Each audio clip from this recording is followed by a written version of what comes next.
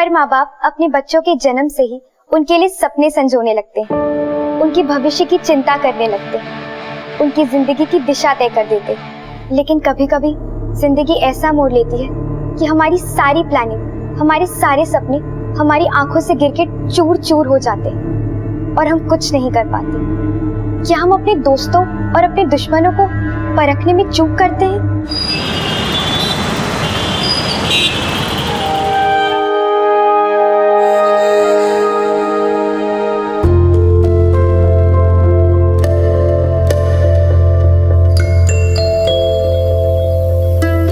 ये देख, 10 रुपए का सिक्का। अरे वाह रितिका, तेरी आंखें तो बहुत तेज है। चलो कुछ खाते हैं इससे। चल चल चलेगा। इसने क्या परेशान किया था। चलो मैं निकलती हूँ। Bye bye. अच्छा सुन, वो कल ना ज्योग्राफी के नोट्स लेके आना, ठीक है? मेरी चल बाय बाय।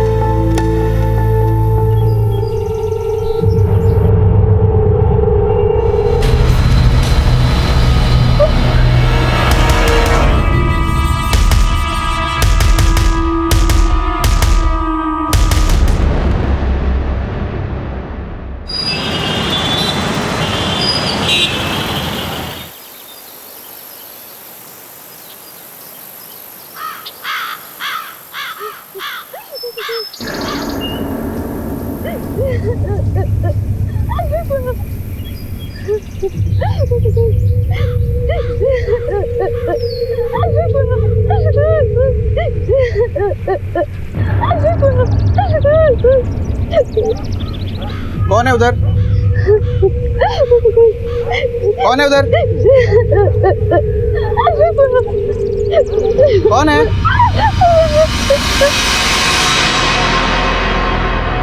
कौन हो तुम? आओ बाहर आओ।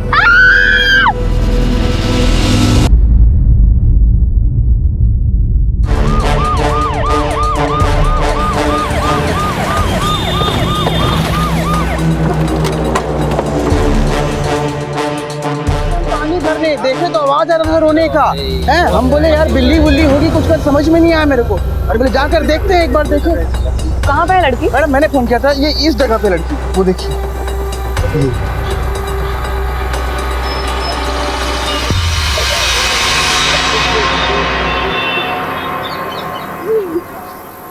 आओ बेटा, हाथ दो। बेटा घबराओ मत, पुलिस मैडम है। आ जाओ बेटा, बाहर आ जाओ। बेटा हाथ दो।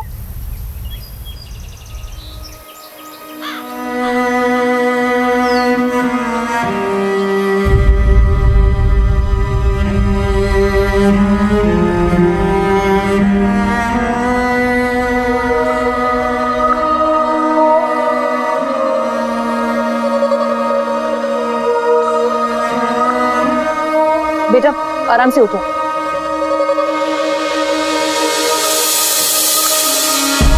आराम से।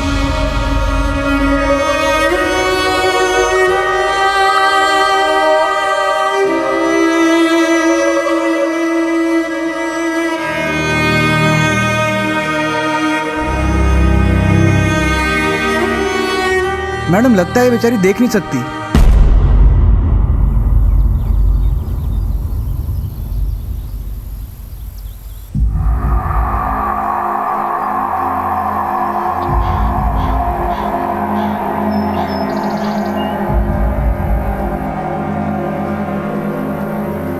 बेटा तुम्हारा नाम क्या है? लतिका, लतिका शर्मा। तुम कहाँ की रहने वाली हो? बरेली। बरेली उत्तर प्रदेश में है ना? बरेली में कहाँ? रामलीला मैदान के पीछे दूसरी गली। तो बेटा यहाँ पर किसके साथ रहती हो? अंकल आंटी के साथ। और कहाँ रहती हो? मोती नगर। ठीक है बेटा। तिवारी इसके घर का पता करो और खबर करो। Okay ma'am. और इसको पुलिस स्टेशन लेके जाओ। ठीक है। जय हिंद सर। सर लड़की बहुत घबराई हुई लग रही है। या तो ये घर से भाग के आई है या फिर कोई और ही मांझ रहा है।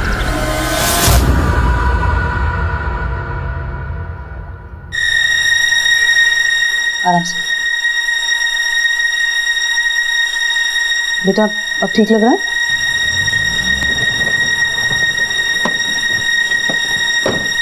लड़की कहाँ?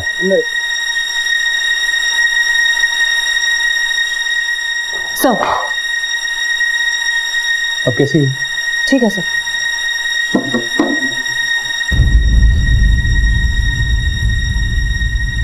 बेटा आप वहाँ झाड़ियों में कैसे पहुंचे? बेटा आप डरो मत, आप पुलिस स्टेशन में हो, बिना डरे बताओ कि आपके साथ क्या हुआ था। कुछ गलत हुआ था आपके साथ?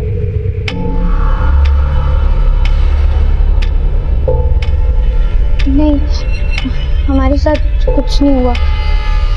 हम बस घर से निकले थे और रास्ता भटक गए। बेटा आपके घर में कौन कौन है? सर सर हमारी बेटी लतिका कहाँ है? घर पे बताया कि पुलिस आई थी सर। लतिका लतिका लतिका बेटी लतिका कहाँ चली गई थी तू? लतिका देख तेरी आंटी भी आई है साथ में। बेटा मैं जमुना आंटी।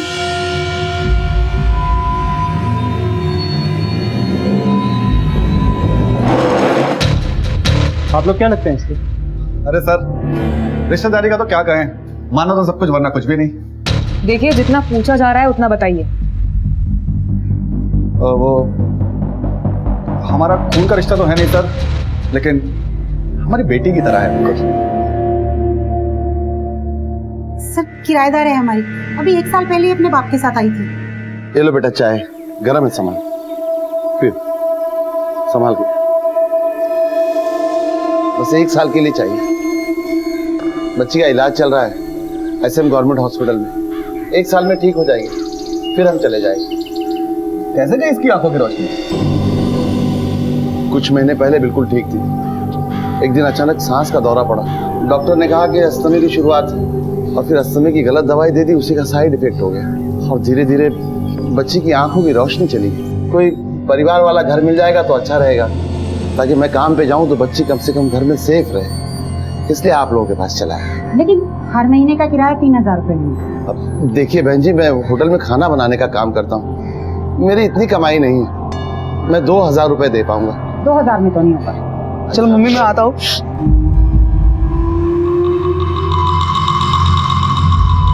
कौन है लोग? अरे कुछ नहीं बेटा, वो हमारा कमरा पड़ा है ना खाली, बस उसी के लिए किराएदार आए थे। 3000 रुपए मांग रही हूँ तो। कितना दे सकते हो आप? बेटा 2000 रुपए। ठीक है ना मम्मी, दे दो। चलिए ठीक है, बड़ी मेहरबानी। 6 महीने तक तो इसके बाप ने किराया ठीक से दिया, लेकिन अभी पिछले 6 महीने से आज दे रहा हूँ कल दे रहा हूँ, बस यही सुन रही हूँ, किराया तो दिया ही नहीं। अब कहाँ है इसका बाप?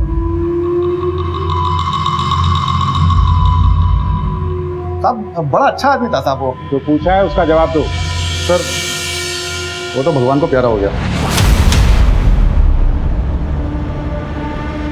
कैसे? मेरा मतलब है कि एक्सीडेंट हो गया तो साहब वो महाराना रोड पे पता नहीं चला कौन गाड़ी मार के था। ये घर से क्यों निकली? शायद मेरी वजह से साहब, मैं बहुत तंग आ गई थी इससे। अब क्या तोड़ दिया तूने? ये क्या किया है? जिंदगी बर्बाद करके रख दी तूने हमारी।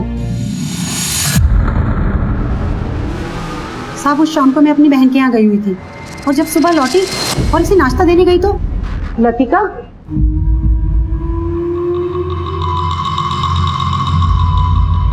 लतिका सर वो लगता है कि लतिका ने बात दिल पे ले ली, इसलिए। बेटा ये सच है? हाँ सर। शर्म आनी चाहिए तुम लोगों को। एक लाचार लड़की को इतना दुत्कारा कि वो घर छोड़ने के लिए मजबूर हो गई। अरे क्या बात कर रहे हैं सर, इतनी प्यारी बच्ची है। हाँ अरे घरों में चमना चमना आंटी, चमना आंटी। अरे बेटा अगर कोई गलती हो गई है तो माँ समझ के माफ कर दो और चलो अपने घर। चलोगी ना? बेटा आप इनके साथ जाना चाहती हो? हाँ सर जी। ठीक है, तुम लोग ले जा सकते हो उसको, लेकिन अब की बार अगर शिकायत आई ना तो बात थोड़ी बड़ी हो जाएगी। नहीं तब कोई शिकायत नहीं आएगी, हम पूरा ध्यान रखेंगे इसका।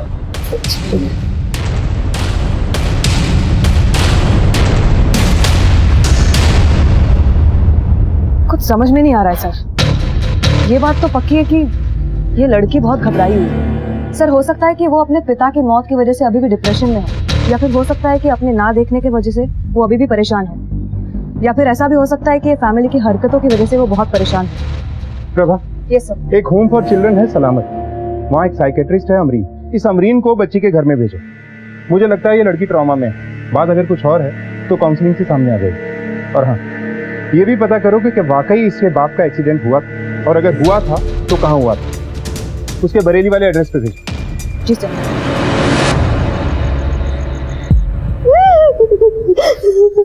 इतना पड़ेगी मेरी बेटी के दहेज देना ही नहीं पड़ेगा, क्यों बेटा? हाँ पापा।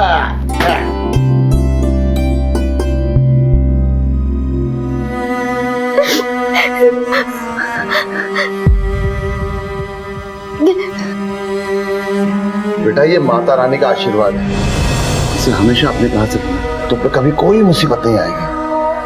हे मज़र। माँ की याद आ गई। जब मैं उनकी साड़ी छूती थी ना, तो ऐसे ही लगता था। अब उसे याद करके क्या होगा? मगर पापा, आपने माँ को... लतिका, मैंने बोला ना, मेरे पास और कोई रास्ता नहीं था। चल अभी सब छोड़, तू हरी चुन्नी को अपने माथे से लगा, समझी?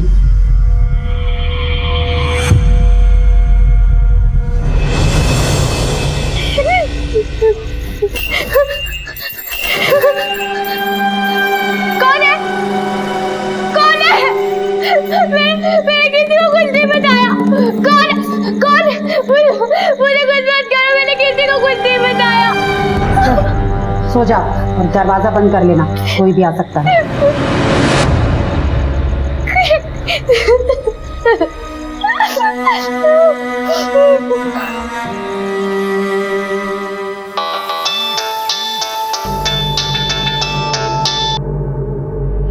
प्रभा जी बोलिए।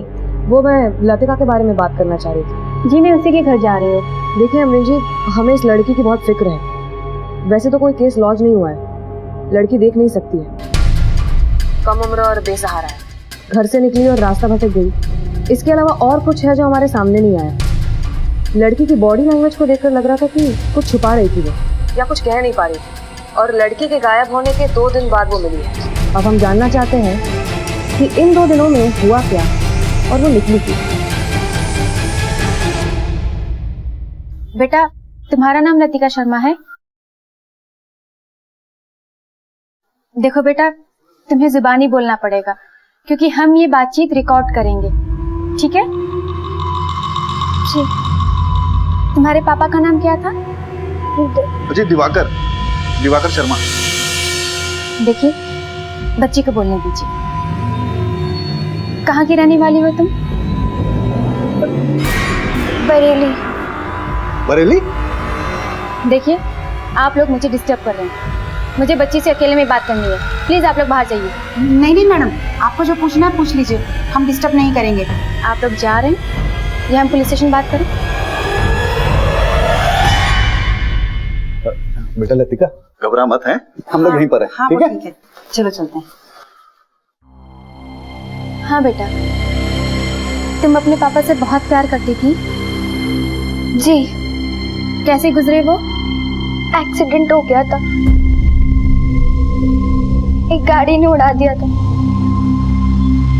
गाड़ी वाला पकड़ा नहीं गया। पुलिस स्टेशन में रिपोर्ट की थी? नहीं।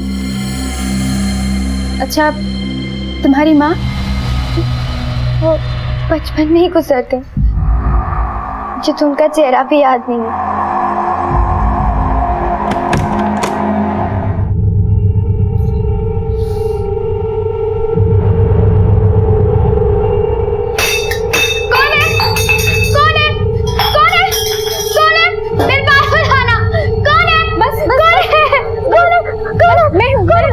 मैं हूँ, don't worry, don't worry.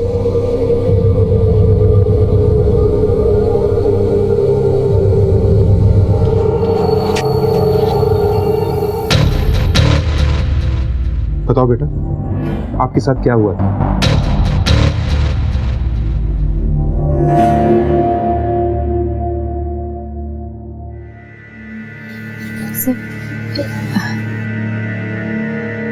Latika, बिल्कुल भी मत घबराओ। तुम पुलिस स्टेशन में हो, तुम्हारे साथ जो भी हुआ है तुम बेझिझक सर को बोल सकती हो। बोलो। और मैं हमेशा की तरह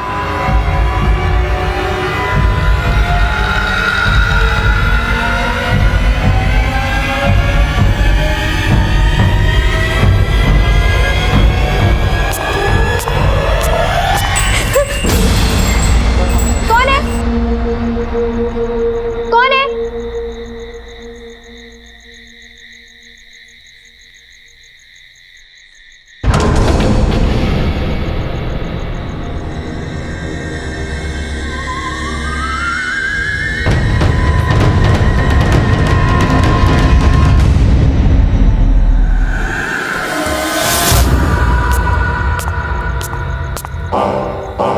कौन है? कौन है? मैं कह रही हूँ बता दो कौन है?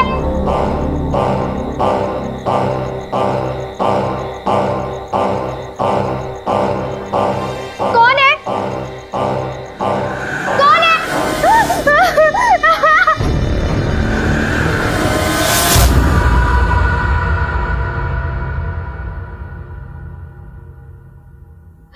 उसके बाद मैं बेहोश हो गई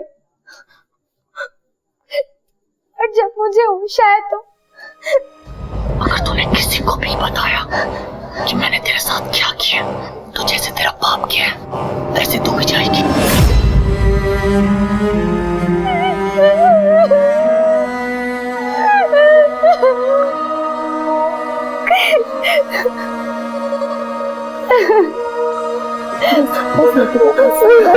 बस बेटा, तुमने हमसे पहले क्यों नहीं बताया कि तुम्हारे साथ रेप हुआ? उसने मुझे धमकी दी थी। किसने धमकी दी थी? तुम जानती हो उसे? नहीं सर, तुम्हें किसी पे शक है? तुमने आवाज सुनी थी उसकी?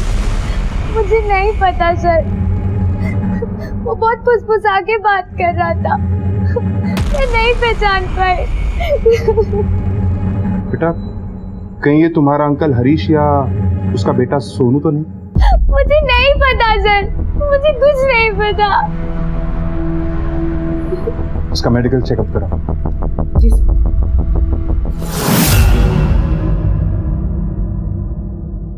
इस लड़की के गांव से पता करो, इसका कोई रिश्तेदार है क्या? सर, लड़की का कहना है कि उसका कोई नहीं है। एक फादर थे जो अब नहीं है। लेकिन ऐसा तो हो ही नहीं सकता, कोई तो होगा, चाहे दूर का ही रिश्तेदार से। अगर इस लड़की को किसी अनाथ आश्रम या एनजीओ को सौंपना है तो इनमें से किसी एक का होना जरूरी है। Okay sir. और जिन लोगों के यहाँ ये लड़की रहती है वो लोग कहाँ हैं? सर, अंदर बैठे। साहब, हमारी बच्ची ठीक तो है ना? हमें बड़ी चिंता हो रही है उसकी साहब। अगर एक भी नौटंकी वाली बात की तो इतनी सेवा करेंगे कि जब तक जिंदा हो सीधे से बोलोगे।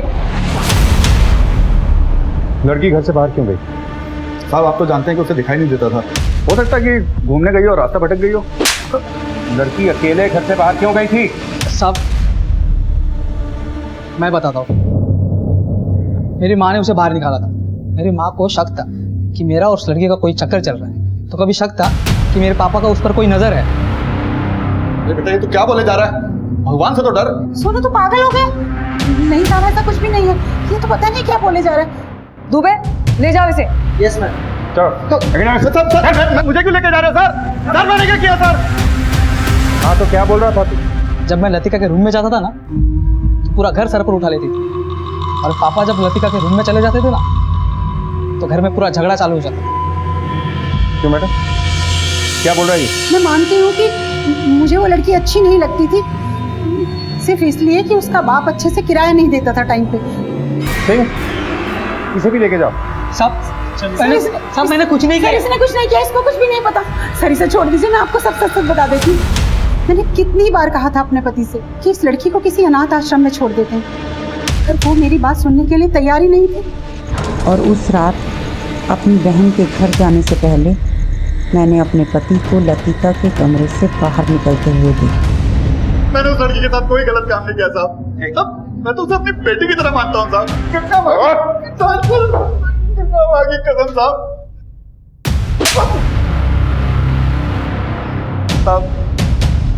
मैंने उसे बहुत समझाने की कोशिश करी, ये पूरी तरीके से बिगड़ चुका था साहब।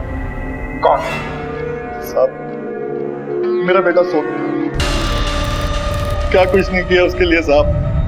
उसे दिल्ली भेजा पढ़ाई लिखाई करवाने साहब, लेकिन वहाँ उसकी संगत बिगड़ गई साहब। संगत बिगड़ गई मतलब? वो नशा करने लगा था, पैसे चुरा के ड्रग्स खरीदता था साहब। और उसके बाद जब मैंने थोड़ा सा सख्त होने की कोशिश करी, मेरे बेटे को चोट लग जाएगी। तुम्हारा बेटा गली के नुक्कड़ पर ड्रग्स ले रहा था, दो और भी देख के मुझे देखते ही भाग गए। बेटा ये सच में ड्रग्स ले रहा था? हाँ मम्मी, पर पहली बार लिया, इसके बाद नहीं लूंगा। साहब ये ड्रग्स की आदत भी कभी छोटी है क्या? तेरा बेटा ड्रग्स लेता था या जुआ खेलता था, उससे हम बाद में निपटेंगे। पहले ये बता, तेरे बेटे की लतिका पे नजर थी या नहीं? बोल। हाँ साहब ठीक, उसकी गंदी नजर थी साहब उस लड़की पे।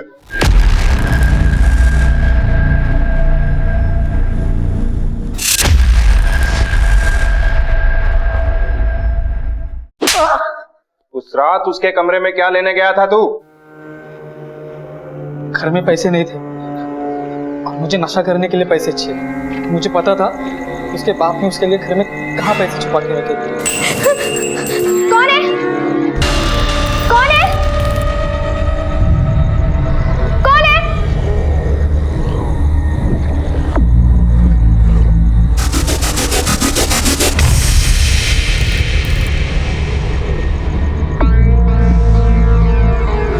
कौन है? कौन है? कौन है? और चोरी करने के बाद अकेली लड़की को देख के तेरी नीयत डोल गई ना? नहीं साहब, मैंने ऐसा कुछ नहीं किया। और ये जब सब हुआ ना, तब मैं दोस्तों के साथ बाहर, और जब घर आया तब देखा कि माँ ने उसे धमकाया था। हाँ सर, मैंने बोला था। उस दिन मैं अपनी बहन के यहाँ गई हुई थी, और जब मैं वहाँ से वापस आई, अचानक से उसके रोने की आवाज़ सुनाई दी, तो मैं देखने चली गई। लतिका, हे भगवान, क्या हुआ लतिका? आंटी कोई कमरे में आया था और उसने मेरे चुप चुप एकदम। देख लतिका, सुबह होने से पहले यहाँ से कहीं ना कहीं चली जा, वरना तुझे ऐसी जगह छोड़कर आऊंगी कि तुझे खुद भी नहीं पता होगा कि तू कहाँ पर है, समझी? पर ये जो कुकर्म तूने किया है ना, इसके बारे में किसी को बताने की कोशिश भी मत करना। चुप कर जा एकदम। एक बेसहारा लड़की को तुमने घर से बाहर निकाल दिया, उसके साथ गलत हुआ, और तुमने उल्टा उसी पे इल्जाम लगाया कि उसने कुकर्म किया। शर्म आनी चाहिए तुम्हें। हाँ सर, मुझे शर्म आनी चाहिए, लेकिन क्या करती, ये हादसा मेरे घर में हुआ था और मुझे शक था कि ये काम मेरे पति और मेरे बेटे का भी हो सकता है। और सर, इसीलिए मैं पुलिस में नहीं गई। ले जाओ इसे भी लॉकअप में। पर सर मैंने तो सब कुछ बता दिया ना सर। पुलिस के सामने अब तक लतिका के बलात्कार के मामले में हरीश और सोनू के नाम सामने आए थे, लेकिन कोई ठोस सबूत हाथ नहीं लगे थे, इसलिए उन्हें हिरासत में रखा गया था। हरीश, सोनू और जमुना, तीनों के कॉल रिकॉर्ड चेक करो, पता करो कि जिस रात कथित रेप हुआ, तीनों में से कौन कहाँ था। सर, ये लड़की की मेडिकल रिपोर्ट। एक बात और सर, बरेली पुलिस स्टेशन से खबर आई है, लड़की ने जो पता दिया वो फर्जी है। बरेली में ऐसी कोई जगह ही नहीं है।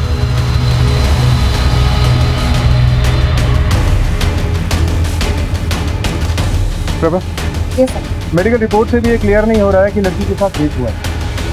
वो शायद इसलिए कि ये घटना के 3 दिन बाद मेडिकल टेस्ट हुआ। सर एक मिनट, मुझे याद है जब मैं इस लड़की को पहली बार पार्क में देखी तो मैंने इसको पूछा था कि ये कहाँ की रहने वाली है। बरेली। क्या ये पॉसिबल है कि ये झूठ बोल रही है या कुछ छुपा रही है? मगर क्या छुपा सकती है और किसके लिए? इसका कोई नहीं, फादर की डेथ हो चुकी है। हाँ सर, मगर ये फादर की डेथ भी एक मिस्ट्री है। उस हिट एंड रन में कोई पकड़ा नहीं गया और अब इस रेप में भी हम अंधेरे में हैं। प्रभा, ये लतिका जहाँ रहती है वहाँ आसपास सीसीटीवी कैमरा है? एग्जैक्ट आइडिया नहीं है सर, मैं पता करती हूँ। और क्या ये लतिका कोई सेलफोन यूज करती? नहीं सर। तो इसका मतलब है ये लड़की जो भी हमसे कहेगी कि उस रात घर से निकलने के बाद वो कहाँ गई, हमें सब बातों पे यकीन करना होगा। लेकिन हमें ये भी पता लगाना होगा कि इसके गांव का असली एड्रेस क्या है और इसने हमसे झूठ क्यों बोला। या तो तुम झूठ बोलकर हमें गुमराह करने की कोशिश कर रही हो, या किसी मजबूरी के तहत कुछ छुपा रही हो। और बेटा, दोनों ही सूरतों में तुम मुसीबत में।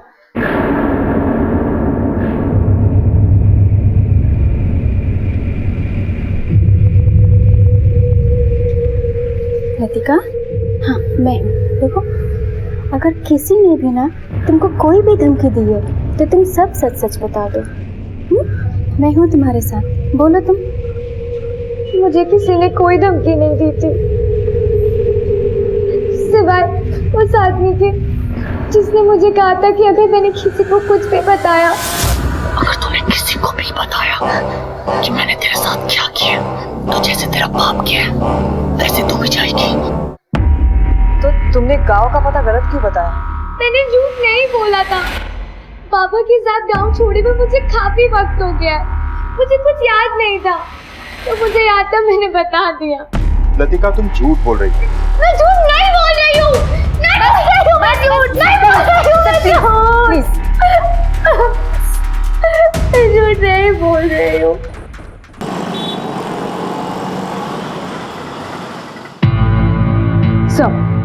सर, लतिका के फादर दिवाकर का एक्सीडेंट रात के 10 बजे के आसपास हुआ था, और जिस सड़क पे एक्सीडेंट हुआ था वहां पे कोई सीसीटीवी कैमरा नहीं था, और वहां की दुकानें भी बंद हो चुकी थी। एक मेडिकल शॉप खुला हुआ था जहां एक लड़का दुकान बंद करने की तैयारी कर रहा था। उस लड़के का स्टेटमेंट मिला है। सर, मैं दुकान बंद करने की तैयारी कर रहा था और दिवाकर जी मुझसे थोड़ी देर पहले ही दवाइयाँ लेकर गए थे। उसके बाद मुझे बाहर से आवाज आई और जैसे मैं बाहर भाग के गया, मैंने देखा कि दिवाकर अंकल खून से लथपथ थे। उसके बाद मैंने एम्बुलेंस को फोन किया और पुलिस को फोन किया। आपने गाड़ी का नंबर देखा? नहीं सर, जब मैं बाहर आया तो गाड़ी जा चुकी थी। ये महज एक इत्तेफाक है या फिर एक्सीडेंट करने वाले को पता था कि वहां कोई सीसीटीवी कैमरा नहीं है? वैसे भी इस लड़की की सारी बातों पे यकीन कैसे करते? इस लड़की ने कहा कि इसके साथ रेप हुआ है, हमने मान लिया। इसने कहा कि ये अकेली घर से निकली थी, हमने ये भी मान लिया। मान लो अगर ये लड़की ही झूठ बोल रही हो तो? Prabha, yes sir. इस लड़की के घर से निकलने वाले हर मुमकिन रास्ते के सीसीटीवी कैमरास को चाहिए। एक नेत्रहीन अकेली लड़की सड़क पर सीसीटीवी में ढूंढना मुश्किल नहीं है। जी सर। पुलिस को अब लतिका के बयान पे भी शक होने लगा था। लतिका के बयान को क्रॉस चेक करने के लिए उन्होंने एक एक सीसीटीवी को बारीकी से टटोलना शुरू किया।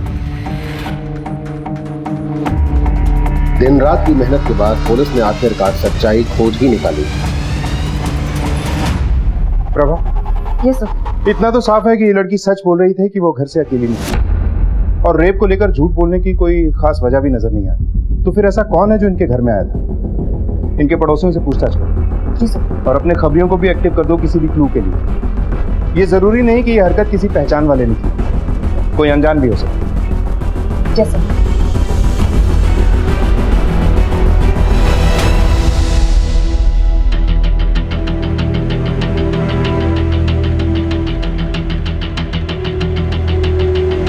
लड़की को देखा है? हाँ सर, इनके पिताजी हमारे यहाँ पे काम किया करते थे, लेकिन बाद में उनको निकाल दिया गया। सर, चोरी करेंगे तो रखेंगे नहीं ना सर। लेकिन सर, बाद में पता चला था कि उसकी बेटी के लिए उसने खाना चुराया था। अच्छा आदमी था साहब, लेकिन फंस गया बेचारा। बहुत मेहनती भी था साहब, उसकी किसी से दुश्मनी नहीं हो सकती। बता रहा था कि बेरी का रहने वाला था। पुलिस की कड़ी छानबीन से लतिका के असली गांव का पता चल गया और वहां पर एक टीम तहकीकात के लिए रवाना हुई।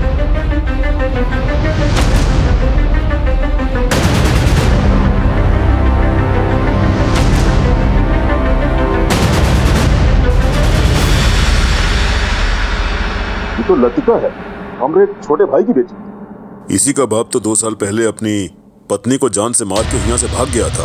बचपन में ही गुजरते। मगर थाने में तो किसी ने कंप्लेन नहीं करा है।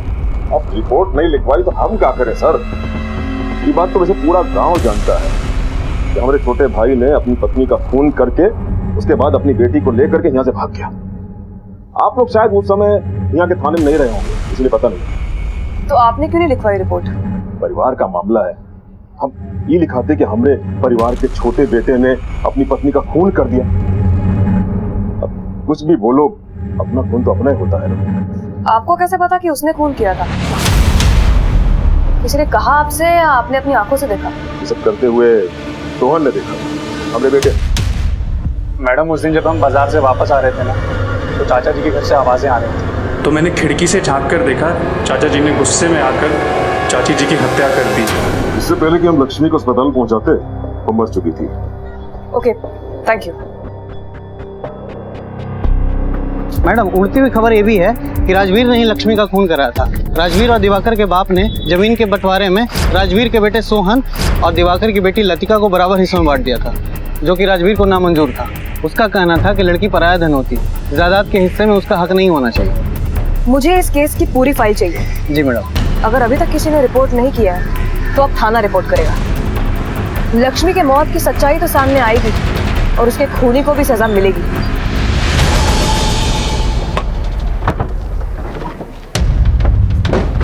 सर, बेरी से कोई खबर? यस सर, ये लतिका की माँ की मर्डर केस फाइल है। बेरी पुलिस का कहना है कि वो ये केस फिर से ओपन कर रहे हैं। इसमें उन सबकी तस्वीरें हैं। ये राजवीर, दिवाकर का बड़ा भाई, और ये सोहन, राजवीर का बेटा। ठीक है, इन सबको पुलिस स्टेशन बुलवा। पापा के साथ चलना कितना अच्छा लगता है, अब डर नहीं लगता ना? ऐसे तुमको खुद कोशिश करनी पड़ेगी, है ना? ठीक है? हाँ? पापा, नहीं, पापा, नहीं, पापा मुझे छोड़ के मत जाओ, पापा, पापा मुझे छोड़ के मत जाओ। लतिका, हाँ? क्या है बेटा? हाँ? तो पापा के पास जाना, तो पापा के पास जाना। बस बस बस।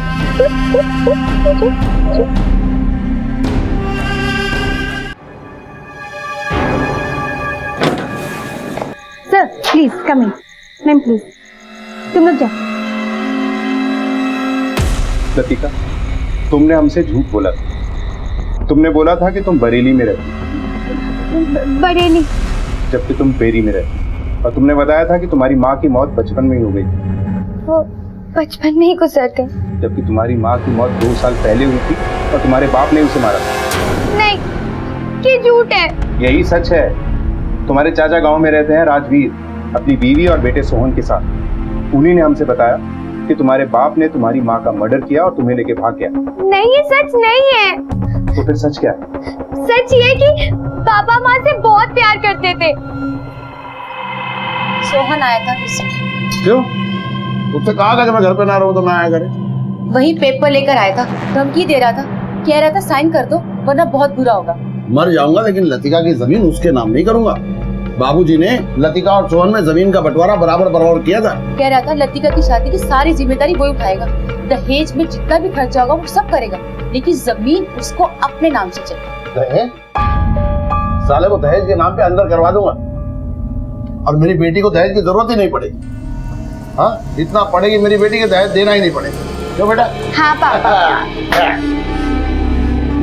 अब तुम क्यों टेंशन में बैठी हो? अब खाना खा लो। सच ये है कि पापा हम दोनों से बहुत प्यार करते थे। सोम भैया हमें परेशान करते थे, लेकिन जब पापा होते थे तो हमें कभी कोई फिक्र नहीं होती थी। मुझे लगता है कि सोम भैया ने माँ को मारा है। मैंने खुद अपनी आंखों से उन्हें वहां से निकलते हुए देखा था।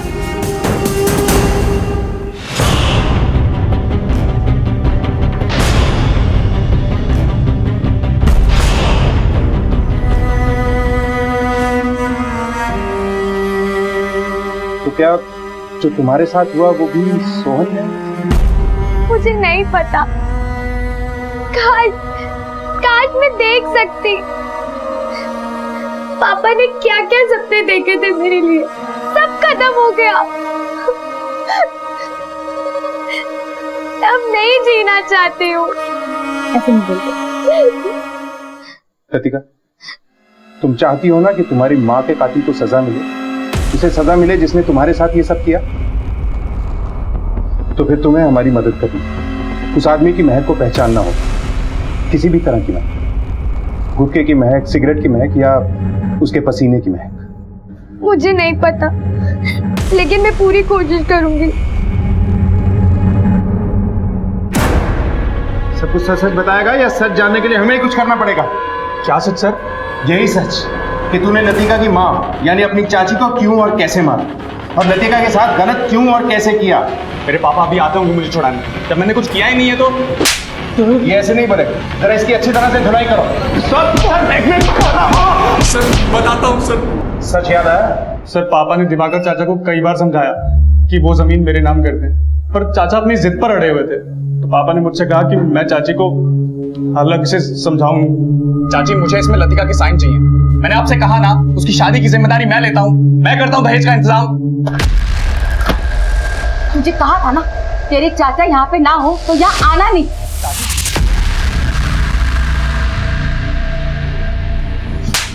बदतमीज, चल जा यहाँ से। मेरे ऊपर आज तक किसी ने हाथ नहीं उठाया, तूने ठीक नहीं किया मुझ पर हाथ उठाया। तो देख मैं क्या करता हूँ। क्या कर रहे हो तुम? सर मैंने जानबूझ के कुछ नहीं किया सर, वो गलती से हो गया। गलती से तूने अपनी चाची को मार डाला? और क्या क्या किया गलती से?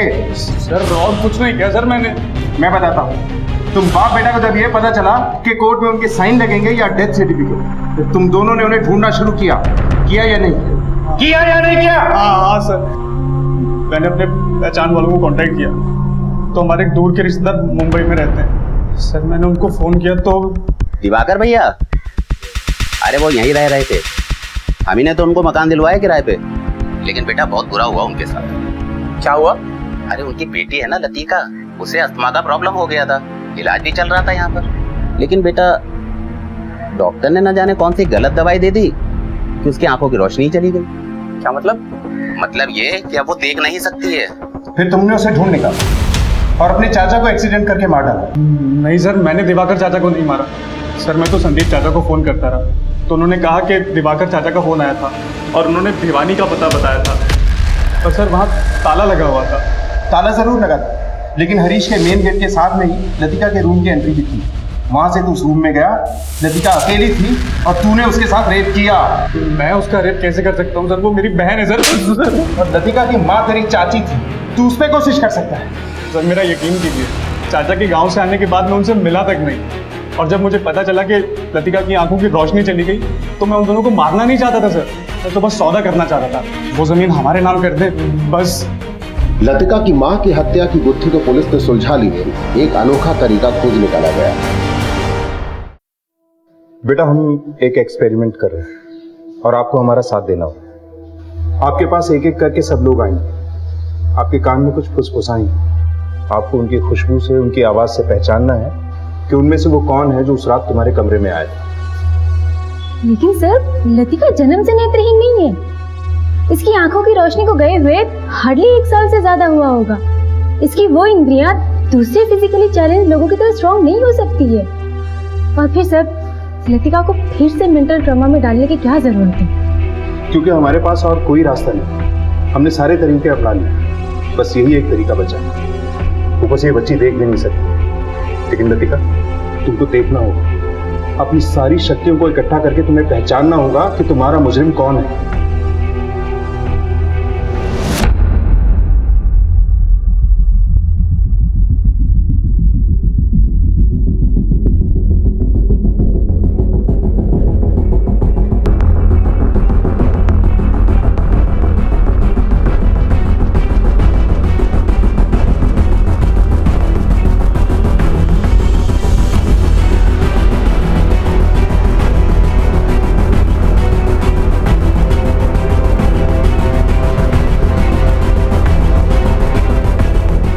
ये नेक्स्ट कौन बाकी नहीं रहा? सर आई थिंक सर ये सही तरीका नहीं है, और लतिका गलत भी तो हो सकती है सर। वो मुझे फंसाने के लिए ना झूठ भी बोल सकती है कि मैंने उसका रेप किया है। चुपचाप अंदर चला जा, वरना लतिका की गवाही के बिना ही तुझ पर केस चला दूंगा। चल जा अंदर।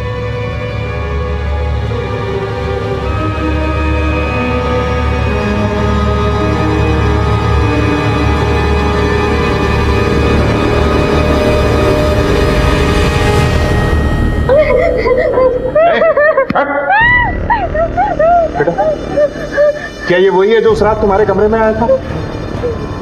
नहीं, लेकिन मैं जानती हूँ ये कौन है। ये सोहन है, मेरा भाई। इसीलिए मेरी माँ को मारा है। ठीक है बेटा, तुम्हारे माँ के खून की सजा इसे जरूर मिलेगी, लेकिन फिलहाल हमारे लिए ये जानना जरूरी है कि उस रात तुम्हारे कमरे में कौन आया था। Prabha, yes sir. उस रात के इन सबके कॉल रिकॉर्ड्स आ गए? Yes sir. Yadav call record लेके आओ। इसे ले जाओ। नेक्स्ट को बुलाओ।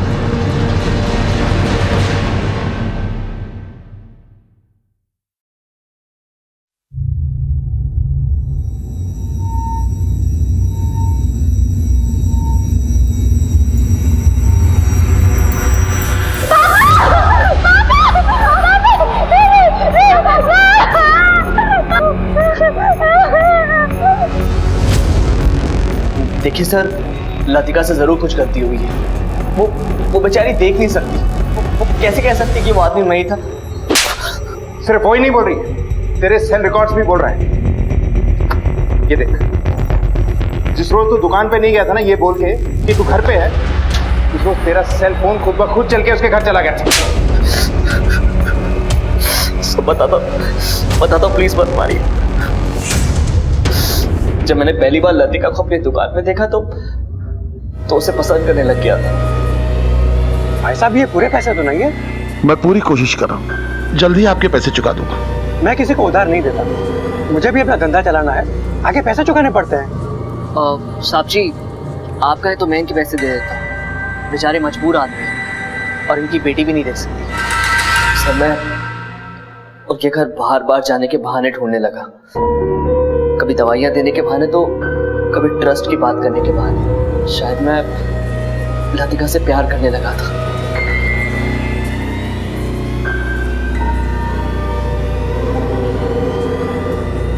मुझे उसे देखने का दिल कर रहा था, इसलिए मैं वहां गया था।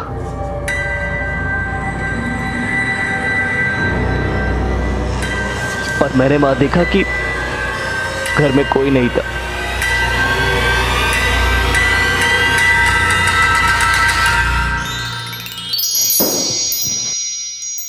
कौन है? मैं कह रही हूँ बता दो कौन है? कौन है?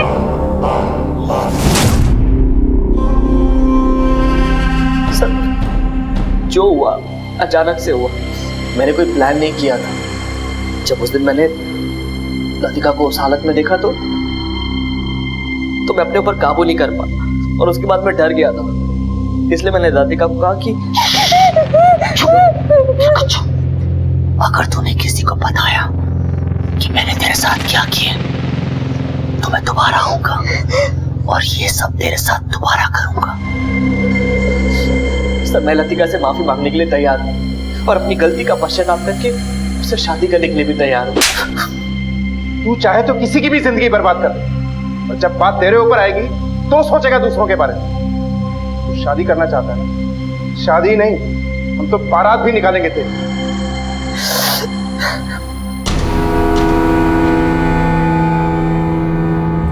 सर, पूरी इंक्वायरी के बाद पता चला है कि दिवाकर की मौत में गाड़ी वाले की गलती नहीं थी। दरअसल दिवाकर को चक्कर आ गया था और वो सड़क पे गिर पड़ा था और फिर गाड़ी ऊपर से गुजर गई।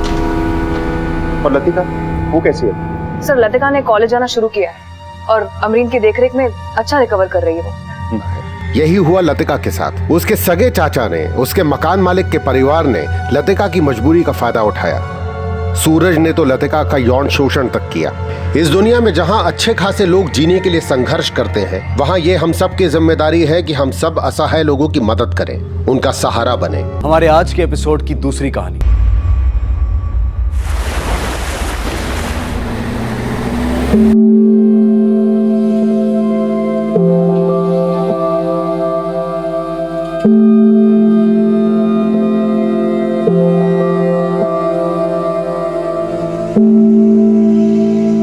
यार बहुत हो गई पढ़ाई, कुछ पेट पूजा कर लेते हैं।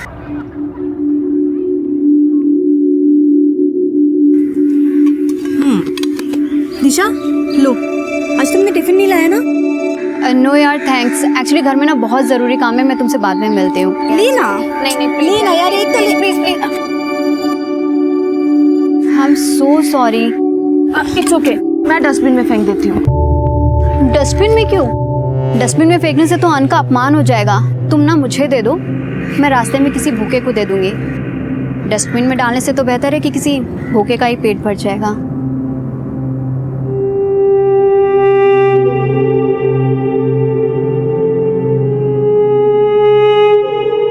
कहते हैं समय का एक एक क्षण और अन्न का एक एक कण कभी बर्बाद नहीं करना चाहिए।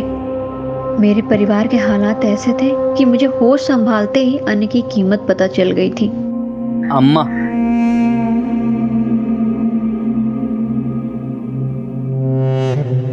और किसी भूखे की भूख मिटाना इंसान का सबसे जरूरी कर्तव्य है।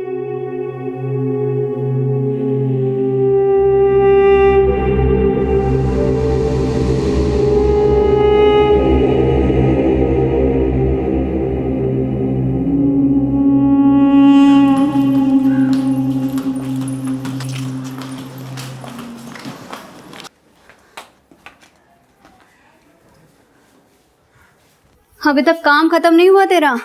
मैं नहीं करूंगी तो कौन करेगा?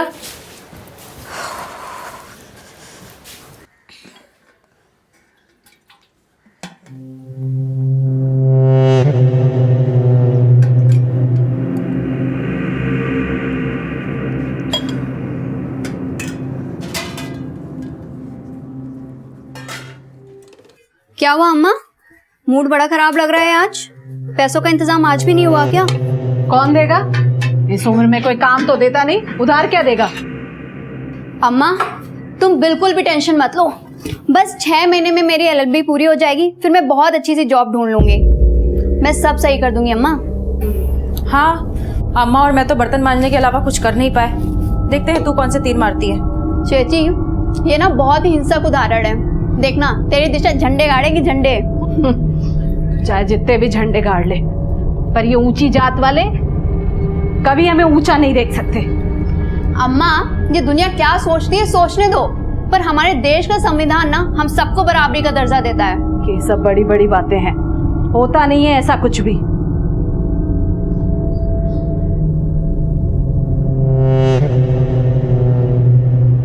सच्ची बोलती थी अम्मा। हम गरीबी से ज्यादा लोगों की भेदभाव भरी सोच से लड़ रहे थे, लेकिन मैं फिर भी अम्मा को हौसला देती कि हमें झुकना नहीं है, लोगों की उस सोच से लड़ना है जो दूसरों को कभी ऊंचा उठता हुआ नहीं देख सकते।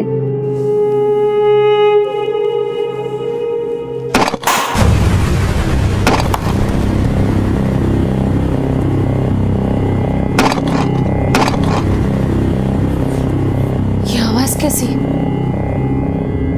ये जरूर ऊंची जात वालों का काम है। बताती हूँ मैं उन्हें, छोड़ूंगी नहीं अभी। अरे सुनो तो।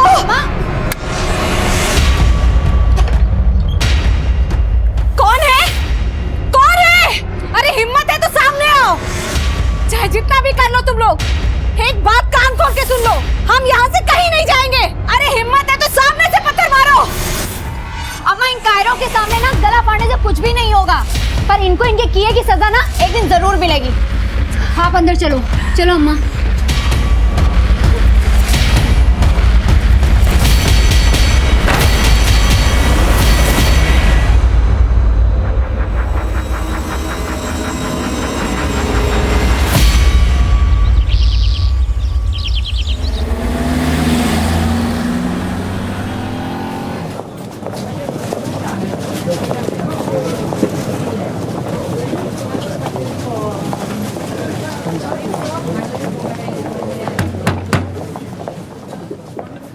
दिशा, दिशा दरवाजा खोल। दिशा, दिशा दरवाजा क्यों नहीं खोल रही? दिशा, दिशा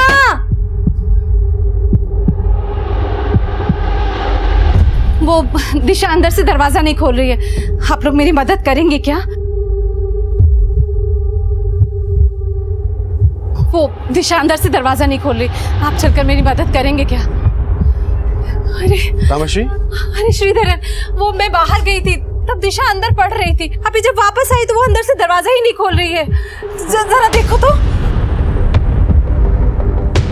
दिशा, दिशा, दिशा दरवाजा खोल। दिशा दरवाजा खोलो।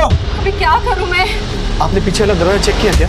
नहीं, पीछे वाला दरवाजा तो नहीं चेक किया। चलो देखते, आओ आओ जल्दी। उधर से तो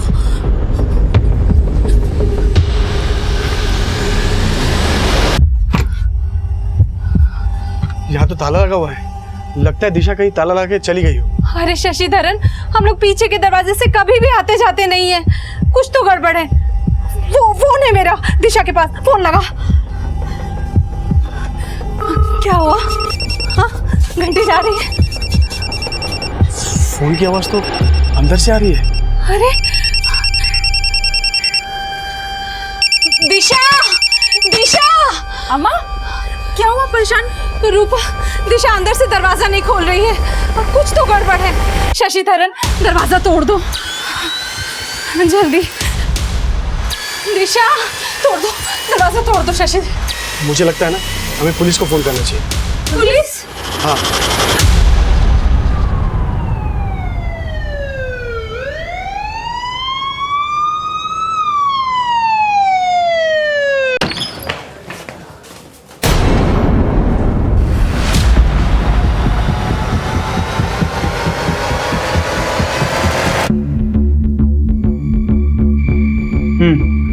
देखो मर्डर वेपन मिलता है क्या? Okay sir.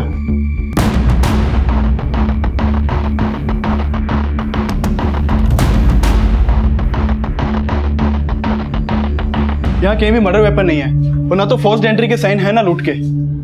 गौड़ा, तुम्हें घर देख के लगता है कोई यहाँ लूट के लिए घुसेगा? मोटिव क्लियर है, मर्डर। पर इसके बाद किलर यहाँ पीछे के दरवाजे से भागा। चेक करते, खोलो, इसे खुलवाओ और पड़ोसी को अंदर भेजो। Okay sir.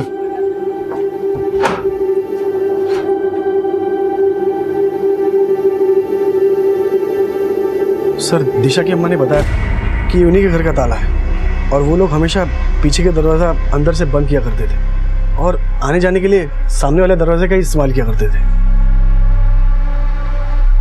चेक करो।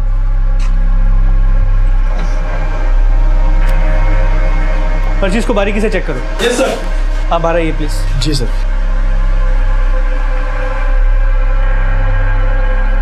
सर, हो सकता है कि दिशा ने मर्डर करने वाले को खुद घर के अंदर आने दिया हो सकता है दिशा उसे जानती है। घर के अंदर आने के 2 दरवाजे हैं, तो मर्डर करने वाला इस दरवाजे से आया होगा या पीछे के दरवाजे से।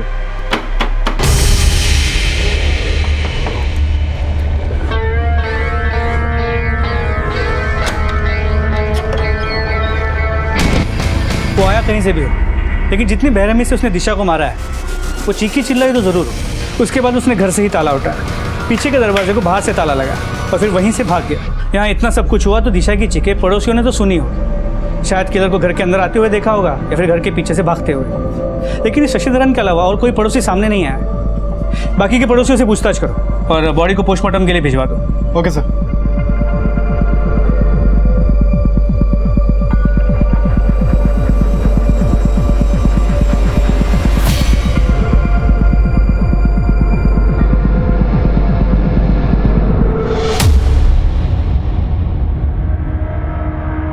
सब मैं क्या, आसपास का कोई भी तीनों माँ बेटी से मतलब नहीं रखता। लेकिन ऐसा क्यों? सर, दोष इन लोगों का नहीं, इन लोगों की बुद्धि का है। ये लोग जात पात है ना बहुत मानते, उठना बैठना तो दूर, ये लोग उनसे बात तक नहीं किया करते थे। तुम्हें कोई अंदाजा है कि दिशा से किसने किस बात का बदला लिया होगा? नहीं सर, इन सब बातों का मुझे कोई अंदाजा नहीं। मैं तो बस अपने काम से वापस आ रहा था और तब ये सब होते हुए देखा मैंने। माना आपने दिशा के घर में किसी को आते जाते नहीं देखा, लेकिन आपका घर तो दिशा के घर के बिल्कुल बराबर में है। आपने कुछ चीखने चिल्लाने की आवाजें तो सुनी होंगी। साहब, इन तीनों माँ बेटी के आए दिन झगड़े होते रहते थे। शाम को भी काफी चीखने चिल्लाने की आवाजें आ रही थी। मुझे क्या पता अंदर मर्डर हो रहा है। तो मतलब आपने चीखने चिल्लाने की आवाजें सुनी थी। तब टाइम क्या हुआ होगा? तकरीबन 5:30-6 बजे होंगे।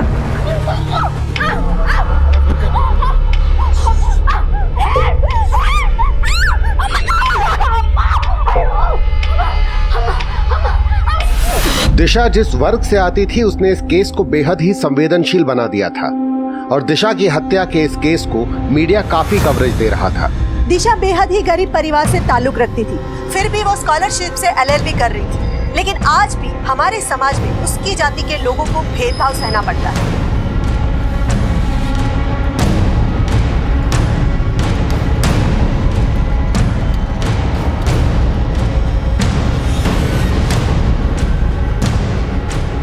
दिशा की हत्या ने राजनीतिक गलियारों में ऐसी हलचल पैदा कर दी कि इस केस को इन्वेस्टिगेट करने के लिए एसआईटी का गठन किया गया और केस की अगुवाई एसपी सुरेंद्र सिंह को सौंप दी गई।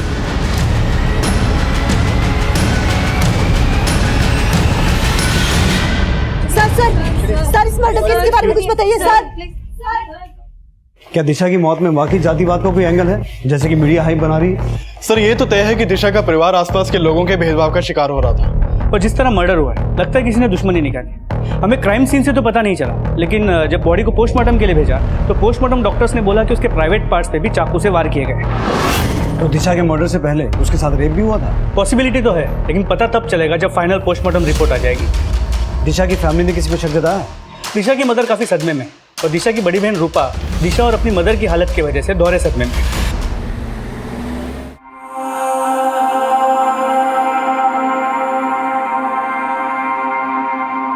उनका बयान तो नहीं ले पाए, लेकिन मर्डर के अगले दिन सुबह जब घर के पीछे छानबीन चल रही थी, हमें एक क्लू मिला।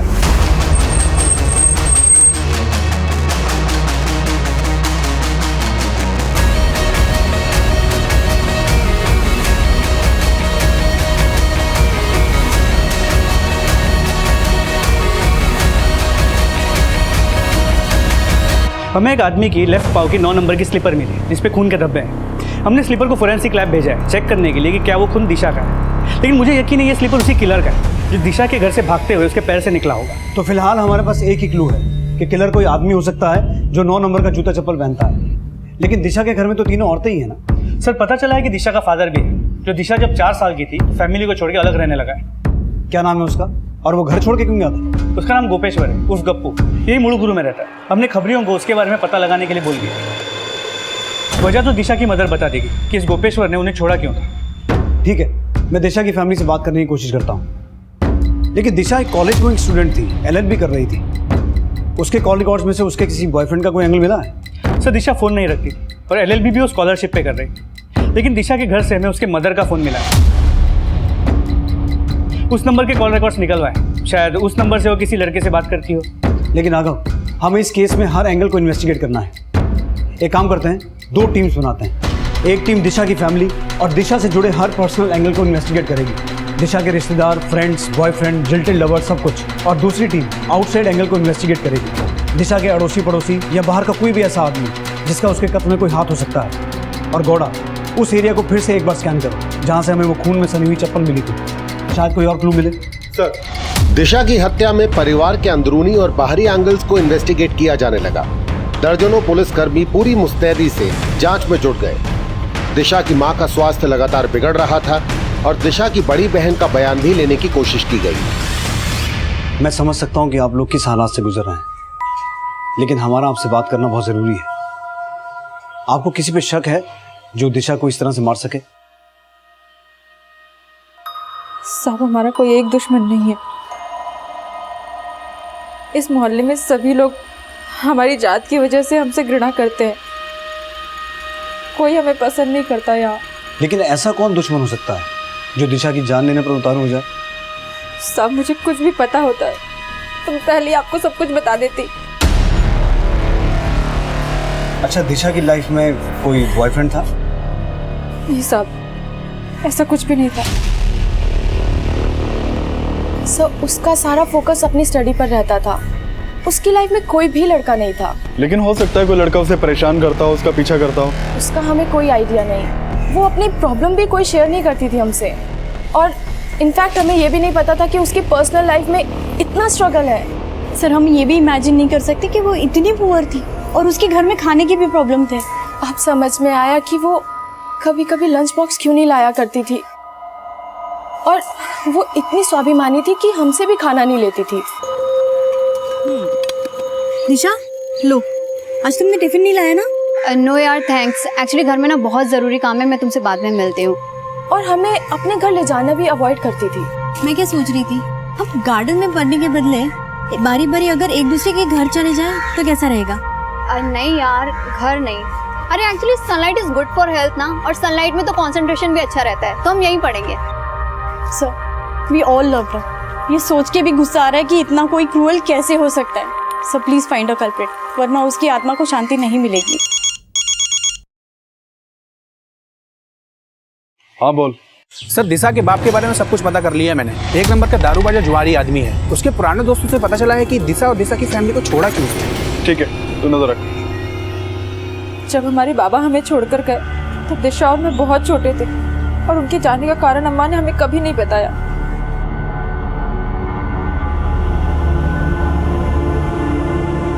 अच्छा, आपके पिता के अलावा आपकी फैमिली में, आपकी रिश्तेदारी में और कौन कौन मर्द है? मेरा पति। आपका पति? लेकिन आपकी बहन दिशा का मर्डर हो गया और ऐसे वक्त में भी वो आपके साथ नहीं है?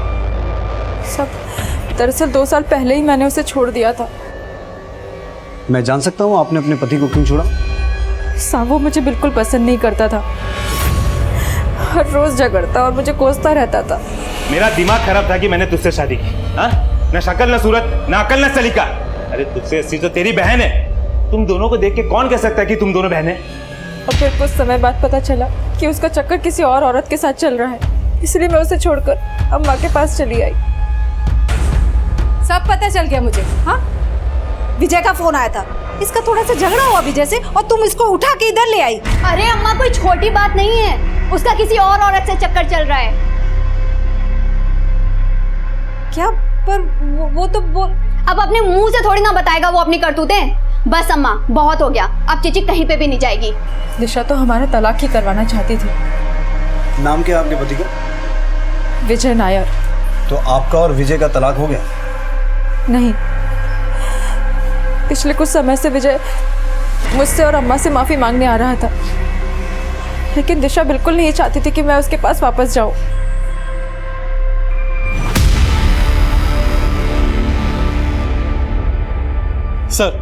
सर जहां मैं वो 9 नंबर की चप्पल मिली थी वहां से करीब 400 मीटर आगे ये चाकू मिला है। हो सकता है यही मर्डर वेपन हो सकता है इस पर किलर के फिंगरप्रिंट्स हो। इसे फोरेंसिक जांच के लिए भिजवाओ। Okay sir. गौड़ा, तुमने बताया था कि दिशा की हत्या के वक्त उसके पड़ोसियों ने उसके चिल्लाने की आवाजें सुनी थी, लेकिन कोई मदद के लिए सामने नहीं आया। तो ये भेदभाव का ही मामला है या किसी पड़ोसी के खिलाफ कुछ मिला है? सर पड़ोसियों के खिलाफ तो वैसा कुछ नहीं मिला, लेकिन जिन पड़ोसियों से मेरी पहले बात हुई थी मैंने उनसे दोबारा पूछताछ की। साहब मैं मानती हूँ उनकी चीखें सुनी थी, लेकिन उनके घर पे कोई आता जाता नहीं देखा। तुमने देखा नहीं? अपने जात वाले किसी आदमी को बचाने की कोशिश कर रहे हो। साहब हमारा जात वाला उन औरतों के आसपास भी नहीं भटकता, वो आदमी उनका ग्राहक ही होगा। सर उन्होंने तो यह आरोप तक लगा दिया कि तीनों माँ बेटी प्रोस्टिट्यूट थी और तीनों के बीच में काफी झगड़े होते थे। किस बात को लेकर? चेची छोड़िए, आप क्या कर रही हैं? छोड़िए इसे। नहीं दिशा, मैं अब अम्मा पर और बोझ नहीं बनना चाहती। इस पति ने मुझे चैन से जीने नहीं दिया और अब अम्मा की इतनी हैसियत नहीं कि मेरा पेट पाल सके। रूपा छोड़ इसे, माफ कर दे मुझे, गलती हो गई जो 2 बात कह दी तुझे, अब आइंदा से नहीं कहूंगी। अब ये तमाशा बंद कर और अंदर चल। चलो चेची अंदर। सर हमने पता किया, जिस वक्त दिशा का मर्डर हुआ उस वक्त उसकी माँ और बहन घर पे नहीं थे। उससे जिस तरह से दिशा का मर्डर हुआ है उससे लगता नहीं कि इसमें माँ या बहन का हाथ होगा।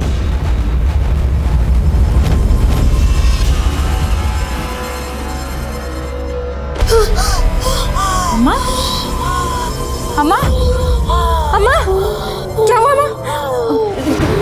अम्मा, नर्स, देखिए ना अम्मा को क्या हो गया। अम्मा,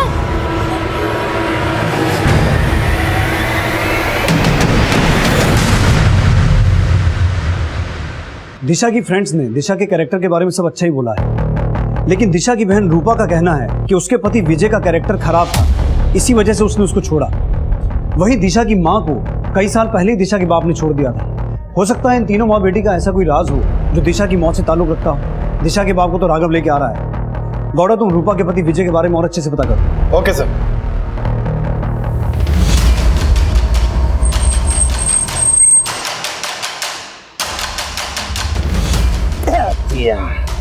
पीछे नहीं छोड़ रहा है। चलो चाचा फेंको पत्ता। हाँ गोपेश्वर उर्फ गप्पू, तुम हो? हाँ क्या बात? ले चलो इसे। लेकिन बात क्या है साहब? तुम्हारी छोटी बेटी दिशा का मर्डर हो गया, तुम तो जानते ही होगे। चल। अरे लेकिन साहब बात तो सुनो, मेरा उनसे क्या लेना देना साहब? मेरी बात तो सुनो साहब, क्या लेना देना मेरा उनसे? साहब मुझे उन लोगों को छोड़े 25 साल हो गए और आप उस पुरानी बात को लेके मुझ पर शक करें। हमारे शक की छोड़, अपने शक की बता। तुझे ये डाउट था ना कि दिशा तेरी बेटी नहीं है? इसीलिए तूने अपने परिवार को छोड़ा। हाँ, क्योंकि मेरी बीवी का चरित्र सच में खराब था, मानता हूँ। मैंने दिशा को कभी अपनी बेटी नहीं माना। अगर मुझे किसी को मारना होता तो मैं 25 साल पहले अपनी बीवी को मारता। लेकिन 25 साल बाद मर्डर बेटी का हुआ।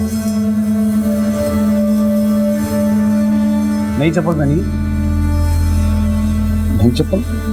आप कहना क्या चाहते हैं? सब समझ में आ जाएगा। 9 नंबर की चप्पल पहनता ना तू?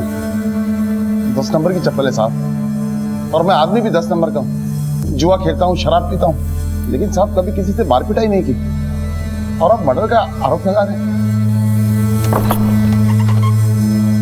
राघव, इसके फिंगरप्रिंट्स लेके इसे जाने दो और दिशा की हत्या वाली शाम की इसकी एक्टिविटीज चेक करो। दिशा की माँ के कॉल रिकॉर्ड्स में से दिशा के किसी बॉयफ्रेंड का नंबर मिला? सर अब तक कुछ पता नहीं चल पाया है कि दिशा का कोई बॉयफ्रेंड था या नहीं। दिशा की माँ के कॉल रिकॉर्ड्स और अच्छे से खंगालो।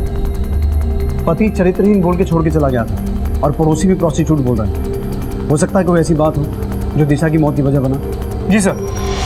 दिशा की हत्या का असल मोटिव क्या होगा, यह अब भी इस केस का सवाल बना हुआ था। और इसी दौरान दिशा की पोस्टमार्टम रिपोर्ट आई। इस रिपोर्ट में कुछ ऐसे फैक्ट सामने आए जो बेहद ही चौंकाने वाले थे।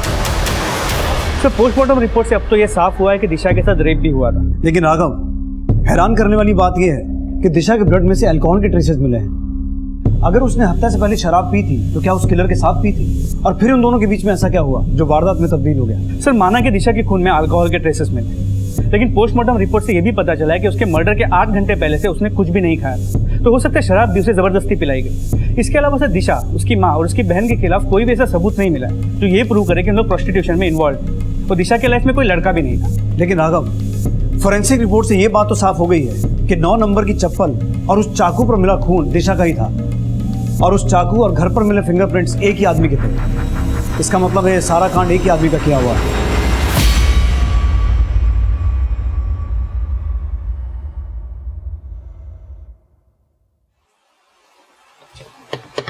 यार, ये भिखारी यहाँ पे काफी दिन से दिखाई नहीं दिया। हाँ यार, दिशा का रेप और मर्डर जब से हुआ ना, तब से ही गायब है।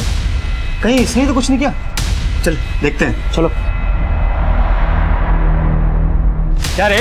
ए, किधर था रे? हाँ? बोल, कहाँ था बे तू? रेप करता है, मर्डर करता है।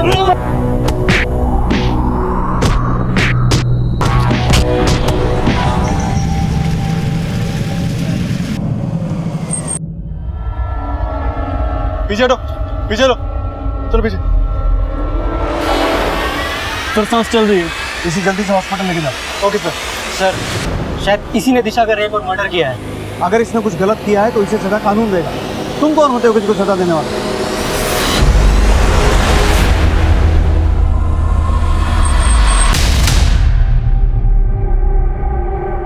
इसको काफी चोटें आई हैं और काफी खून भी बह चुका है, जिसकी वजह से इसकी हालत बहुत ही क्रिटिकल है। क्या लगता है गौड़ा, उस आदमी का दिशा के रेप और मर्डर से कोई कनेक्शन हो सकता है? सर मैंने दिशा की फैमिली से पता किया। उन्होंने बताया कि दिशा उस भिखारी को अक्सर खाने का सामान दिया करती थी, लेकिन उन्होंने उस पर किसी भी तरह का शक नहीं जताया। तो सर एक बात तो तय है कि जब से दिशा का मर्डर हुआ तब से वो भिखारी गायब था। जैसे उसकी हालत थोड़ी स्टेबल होती है उसका भी DNA टेस्ट करवाओ। Okay sir.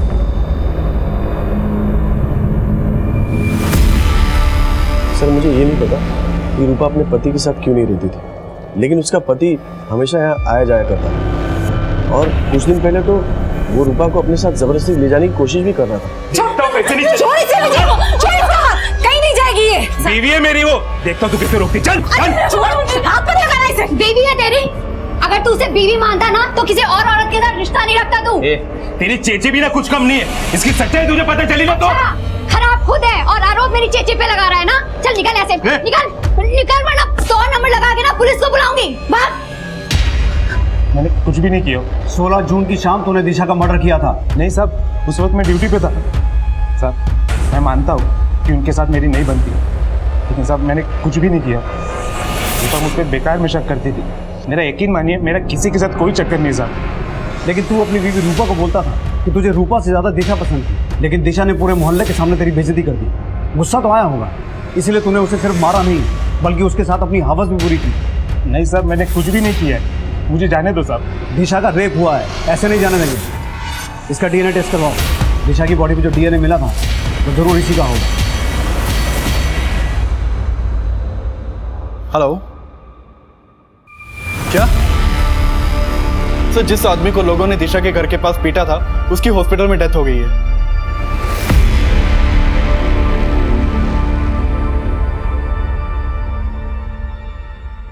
सर, दिशा से रिलेटेड एक और बात पता चली। दिशा ने करीब 2 महीने पहले एक राजू नाम के आदमी पे अटेम्प्ट टू मर्डर का केस फाइल किया, लेकिन बाद में वो केस वापस ले लिया। केस के डिटेल्स में लिखा है कि इस राजू ने दिशा की मां को अपनी बाइक से रौंद के मार देने की कोशिश की। इस राजू को पूछताछ के लिए बुला लिया। सर, मुझे यहाँ क्यों बुलाया गया है? राजू, हमें पता चला है कि दिशा ने तुम्हारे खिलाफ अटेम्प्ट टू मर्डर का चार्ज लगाने की कोशिश की थी। हाँ सर, लेकिन उसने मेरे खिलाफ झूठा केस डाला था। वो बहुत चालाक लड़की थी सर। उस चालाक लड़की का मर्डर हो चुका है। हाँ सर, मुझे पता चला। लेकिन सर, मुझे क्यों बुलाया गया है यहाँ पे? आप मुझ पे शक कर रहे हैं? लड़का स्मार्ट है, सही ट्रैक पे जा रहा है। अब ये बता, दिशा को मारा कैसे? लेकिन सर, मैं उसका क्यों मर्डर करूंगा? तुझ पर झूठा केस डाल के तुझे परेशान तो किया ही था उसने। हो सकता है उसे मारने का कोई और मकसद भी हो तेरे पास। सर, ऐसा कुछ नहीं है, बल्कि वो मुझे बदनाम करना चाहती थी। मैं तो अपनी बाइक पे शांति से जा रहा था, उसकी माँ जानबूझ के बीच में आ गई। दिखता तो तेरी माँ को नहीं, ये जानबूझ के बाइक के आगे आई है। अच्छा, खुद टक्कर मार के इनको गिरा दिया और हमें यहाँ के दिखा रहा है। मैं तुम लोगों की परछाई से भी दूर भागता हूँ और ये तुम्हारे चक्कर में इस बाइक को धुलाना पड़ेगा। क्या बोल रहा है तू? सर, उसने ऐसा बवाल मचाया कि मुझे थाने के चक्कर पे चक्कर काटने पड़ गए। हाथ जोड़ के गिड़गिड़ाया, तब जाके मानी, तब जाके उसने केस वापस लिया था। मतलब जिन लोगों से तू बात करना भी अपनी शान के खिलाफ समझता था, उनके सामने गिड़गिड़ाना पड़ा। हाँ सर, और मुझे गुस्सा भी बहुत आया। लेकिन सर, मर्डर मैंने नहीं किया। मर्डर ही नहीं, उसका रेप भी हुआ है, इसलिए किसी को छोड़ना नहीं वाले हम। दिशा के रेप और ब्रूटल मर्डर में पुलिस हर संदिग्ध की डीएनए जांच कर रही थी। मीडिया और जनता लगातार दिशा को इंसाफ दिलाने की गुहार लगा रही थी और पॉलिटिकल पार्टीज इस मुद्दे को चुनावी हथियार बना के अलग अलग प्रतिक्रियाएं दे रही थी। और इस सब के बीच दिशा की मां बयान देने की स्थिति में आई और उसका बयान इस केस को एक नई दिशा देने वाला था।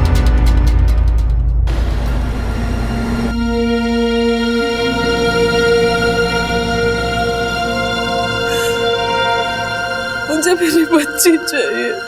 देखिए, वो तो अब लौट के नहीं आ सकती, लेकिन जिस किसी ने उसे मारा है उसका पता लगाना हमारा काम है। आप जरा अच्छे से याद करके बताइए कि पिछले कुछ दिनों में आपने ऐसा कुछ देखा या नोटिस किया जिसका कनेक्शन दिशा की मौत से हो सकता है?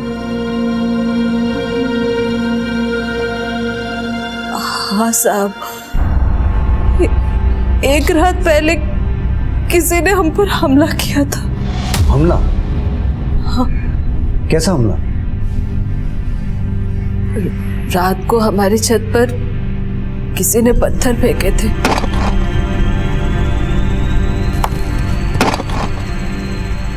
मैं बाहर आकर देखी तो वहां कोई नहीं दिखा, पर अगली सुबह मैंने देखा। अम्मा, तेरे लिए नहाने का पानी रख दिया है, जाके नहा ले।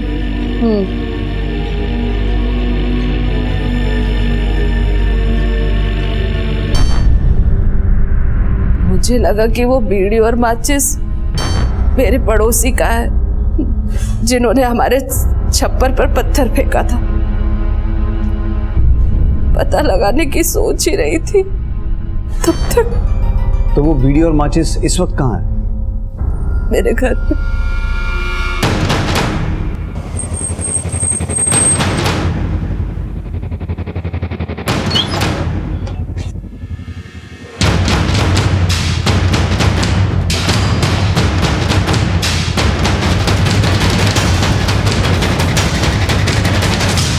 सर, ये देखिए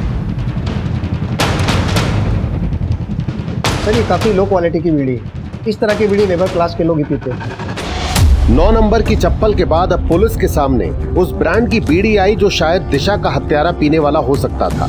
इस अनुमान के आधार पर पुलिस इलाके के उन वर्गों के लोगों की जांच करने लगी जो गुनहगार हो सकते थे। और तभी एक नई सूचना सामने आई। सर, पता चला है कि कुछ दिनों पहले दिशा की मदर का कुछ मजदूरों के साथ झगड़ा हुआ। पैसा लेके भाग जाऊंगी क्या? घर बना रही हूँ तो रहने के लिए, अभी काम मत रोको, पीछे वाली पूरी छत बाकी है। अरे तो तुम बहुत दिनों से कह रही हो। एक शर्त पे पैसा छोड़ सकता हूँ, अगर आप बदले में। तेरी हिम्मत कैसे हुई ये सब बोलने की? हाँ, अरे ऐसे दोबारा बोला ना तो जान से बात होगी। चल बैठ यहाँ से, नहीं बनवाना तेरे से घर। उन मजदूरों में से सिर्फ एक मजदूर के फिंगरप्रिंट्स और डीएनए सैंपल्स मिल पाए। हो सकता है उन मजदूरों में से कोई एक हो। उठा के लाओ सबको। जी सर।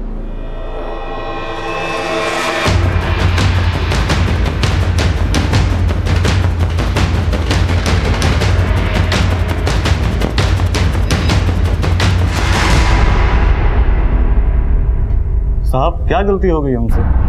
सब पता चल जाएगा। ये बताओ तुम में से महताब बीड़ी कौन कौन पीता है? मैं पीता हूँ साहब। घोड़ा, जो आदमी चुप है शुरुआत उसी से करें। तुम में से 9 नंबर की चप्पल कौन कौन पहनता है? साहब आप हमसे जानना क्या चाहते हैं? तू सोच क्या जानना चाहते हैं। 16 जून की शाम को दिशा के घर कौन गया था? किसने मारा दिशा को? हमने नहीं मारा साहब। याददाश्त ताजा करवाओ इनकी। देखो कौन सबसे पहले मुंह खोलता है।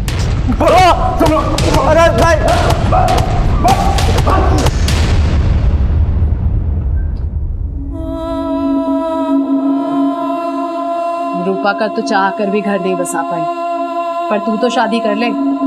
अम्मा, शादी से भी ज्यादा जरूरी है कि मैं एलएलबी पूरी करके कहीं जॉब ढूंढूं, उसके बाद सोचूंगी शादी का। शादी के बाद भूल तो नहीं जाएगी हम लोगों को?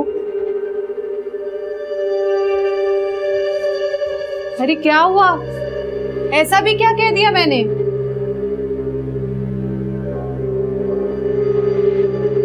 ये लो लो। क्या है ये? अम्मा, ये है मेरी विल, मतलब की वसीयत, और इसमें लिखा हुआ है कि मेरे मरने से पहले और मेरे मरने के बाद मेरा जो कुछ भी है वो सिर्फ आपका और चेची का। दोबारा ये मरने की बात मत करना कभी भी।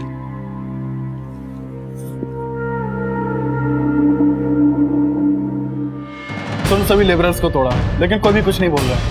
इन सबका डीएनए टेस्ट करवाओ, और इनके अलावा उस एरिया में जितने भी मजदूर काम करते हैं और दिशा का कोई भी अड़ोसी पड़ोसी जिस पर जरा सा भी शक है, सबका डीएनए टेस्ट करवाओ। किसी को भी बेनिफिट ऑफ डाउट देना ठीक नहीं है, क्योंकि ये केस बहुत सेंसिटिव होता जा रहा है।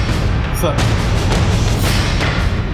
एक तरफ जहां दिशा को इंसाफ दिलाने के लिए मोर्चाबंदी शुरू हो गई थी, वहीं दूसरी तरफ पुलिस अपने शक की पुष्टि करने के लिए इलाके के दर्जनों लोगों का डीएनए टेस्ट करवा रही थी। सर, दिशा के घर के पास एक कंस्ट्रक्शन साइट है जहाँ पे कई सारे माइग्रेंट वर्कर्स काम करते हैं। पता चला है कि दिशा के मर्डर के बाद वहां से 3 वर्कर्स गायब हैं, समीर, जुगल और अकील। सर, ये जुगल और अकील वेस्ट बंगाल के रहने वाले हैं और समीर आसाम का। इन तीनों के एड्रेसेस नहीं मिल पाए, लेकिन इनके साथ जो वर्कर्स काम करते थे उनसे इनके फ़ोन नंबर्स मिल गए। सर, समीर और अकील का फ़ोन स्विच ऑफ है, लेकिन इस जुगल का फ़ोन अब भी स्विच ऑन है। इसके साथ काम करने वाले एक वर्कर से हमने इसे फ़ोन करवाया, लेकिन इसने फ़ोन उठाया नहीं। इन तीनों के कॉल रिकॉर्ड्स निकालो। सर,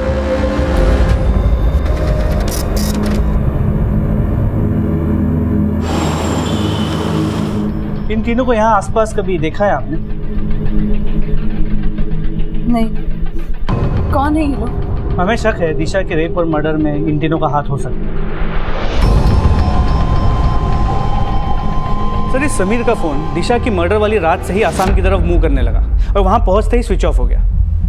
ये समीर और अकील के फोन दिशा के मर्डर के अगले दिन सुबह से वेस्ट बंगाल के बीरभूम एरिया की तरफ मूव करने लगे। वहां पहुंचने के बाद अकील का फोन 2 दिन बाद स्विच ऑफ हुआ, लेकिन जुगल का फोन अब भी बीरभूम एरिया में एक्टिव है। यानी कि इन तीनों के गायब होने की वजह दिशा के मर्डर से जुड़ी हो सकती है, और हो सकता है जुगल इन दोनों के बारे में कुछ जानता हो।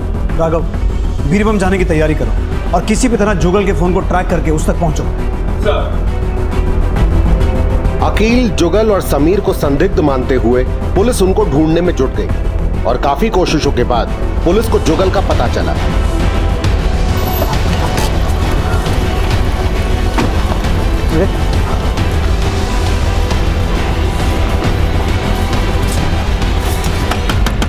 मैंने कुछ नहीं किया सर, मैं तो यहाँ पे अपने कजिन की शादी में आया हूँ और मैं 2 दिन बाद में वापस जाने वाला था सर।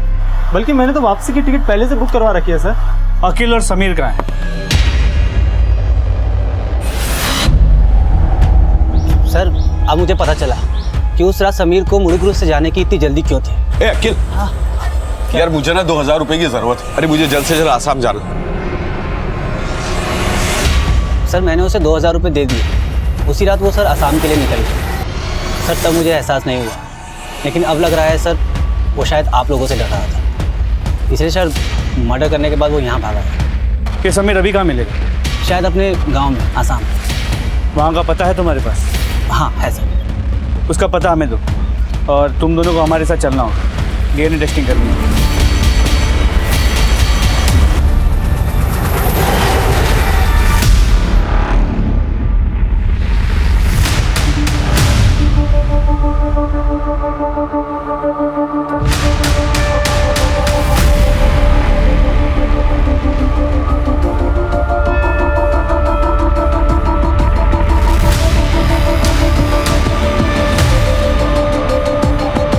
समीर का क्या?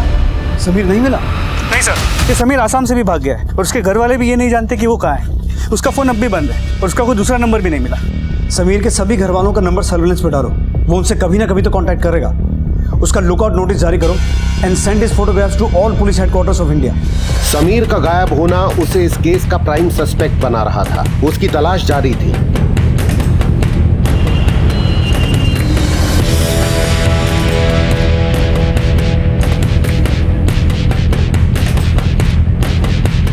तभी उस कार्तिक नाम के व्यक्ति की पोस्टमार्टम रिपोर्ट और डीएनए रिपोर्ट आई, जिस पे दया करके दिशा अक्सर उसको खाना दिया करती थी।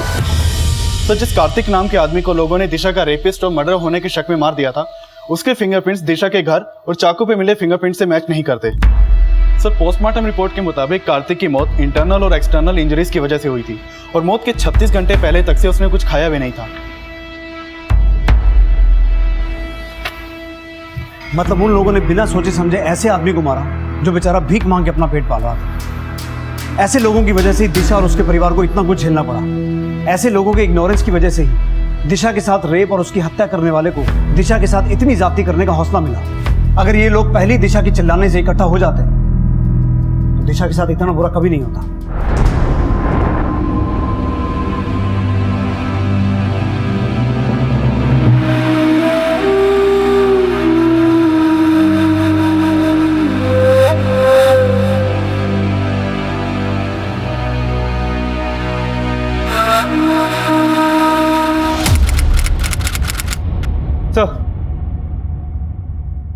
सर समीर ने अपनी वाइफ को कांटेक्ट किया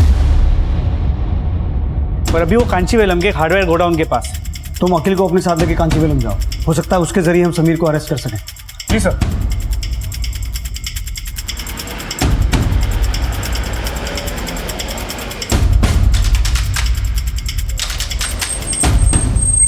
समीर। अरे अखिल कैसा है भाई?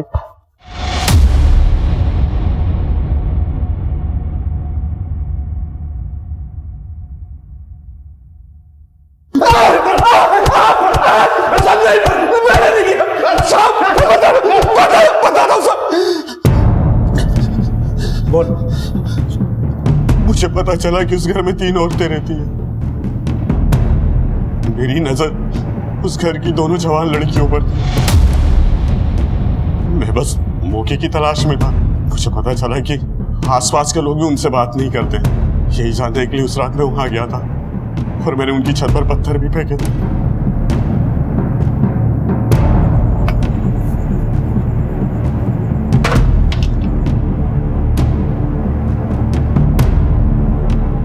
उसके इतने चिल्लाने के बाद भी उसकी मदद के लिए कोई नहीं आया। मुझे लगा कि मैं उस लड़की के साथ कुछ भी करूंगा तो आसपास के लोग उसकी मदद के लिए नहीं आएंगे। मैंने सोच लिया था साहब कि जिस दिन उस घर में कोई लड़की अकेली होगी तो मैं वहां जाऊंगा जरूर।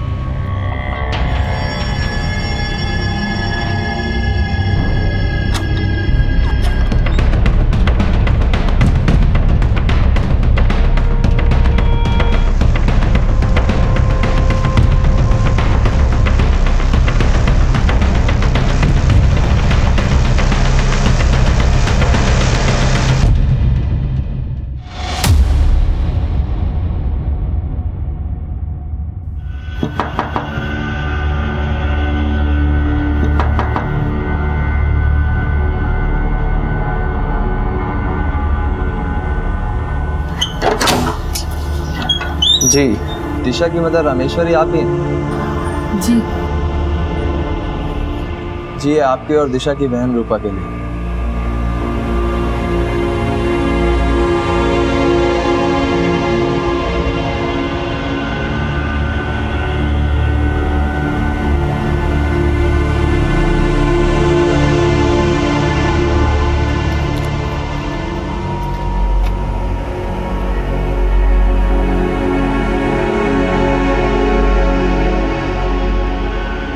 अम्मा वो दिशा के लिए ट्रस्ट बनाया था ना, जिसमें लोगों ने हमारी मदद करने के लिए पैसे जमा किए थे, उसी का चेक। अम्मा, ये है मेरी विल, मतलब की वसीयत, और इसमें लिखा हुआ है कि मेरे मरने से पहले और मेरे मरने के बाद मेरा जो कुछ भी है वो सिर्फ आपका और चेची का। दिशा एक ऐसा संघर्ष कर रही थी जो काबिले तारीफ था।